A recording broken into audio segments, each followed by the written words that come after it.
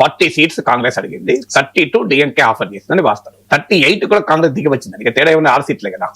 So DMK ఏమో tested alliance. అది DMK India కూటమికి అసలు బలమైన భూమిక డిఎంకే. మీకు అలాంటిది డిఎంకేను వదులుకొని టీవీకేతో కలవడం అనేది పెద్ద రిస్క్ తో కూడుకున్నాం. సో అంతటి రిస్క్ ను కాంగ్రెస్ తీసుకుంటుందా అనేది క్వశ్చన్.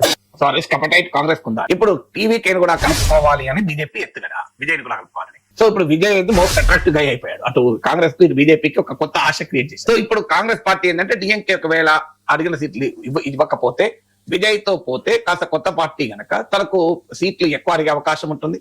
పార్టీ పెరగాలి అంటే డిఎంకేతో విడగొట్టుకొని విజయ్ లాంటి వాళ్ళతో కలిసి కాస్త తమ స్ట్రెంత్ ను పెంచుకొని కాస్త వాతావరణం క్రియేట్ చేయాలి. లేదు అని చెప్పి మనం బయటకు వస్తే అసలు ఉన్నదే పోతుందా? ఇండియా కూటమి నుంచి డిఎంకేనే వెళ్ళిపోతే కాంగ్రెస్ పార్టీకి భారీ దెబ్బ అవుతుంది. ఇండియా కూటమికి కూడా క్వశ్చనబుల్. అందువల్ల అది ఏ రకమైన థర్డ్ ఫోర్స్ ఎమర్జ్ అయినప్పుడు ఏ రకమైన వ్యూహం తీసుకుంటారనేది ఆ పార్టీల భవిష్యత్తు పైన ఆధారపడుతుంది. అయితే ప్రతి సందర్భంలోనూ థర్డ్ పొలిటికల్ ఫోర్స్ తో కలిస్తే లాభం అవుతుందా?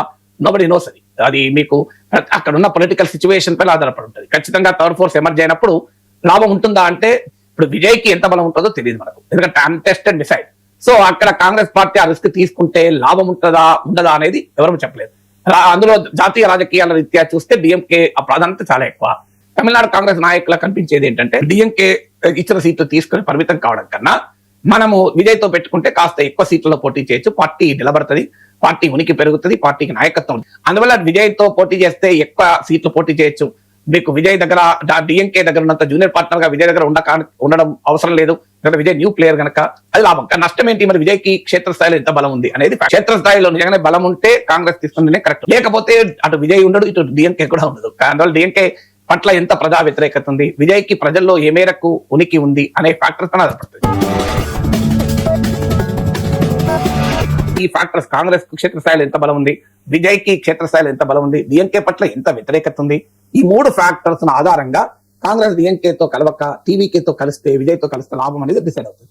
నాకు అర్థమైతే ఇప్పటి వరకు చూస్తుంటే ఒక రకంగా డిఎంకే కు ప్రెషర్ పెట్టారు. మాకు నువ్వే లేవు, మాకు ఆల్టర్నేటివ్ ఉంది, మేము కావాలంటే విజయ్ తో వెళ్తాం, నువ్వు అడిగిన సీట్లు ఇవ్వకపోతే. సీట్లు ఒకటే కాదు, ఇప్పుడు అడుగుతున్నది తర్వాత వచ్చే ప్రభుత్వంలో భాగస్వామ్యం అడుగుతున్నారు. అది డిఎంకే ఒప్పుకోవాలి. ఇప్పుడు డిఎంకే నాయకత్వంలోని కూటమి డిఎంకే, కాంగ్రెస్, వామపక్షాలకు ఇతర చిన్న పార్టీలతో ఉంది. కానీ అధికారం మాత్రం డిఎంకే మాత్రం ఉంది, కాంగ్రెస్ లేదు. ఇప్పుడు కాంగ్రెస్ అడుగుతున్నది అంటే సీట్లే కాదు, రేపు వచ్చే ప్రభుత్వంలో కూడా భాగస్వామ్యం. దానికి మరి డిఎంకే సిద్ధపడుతుందా అనేది క్వశ్చన్.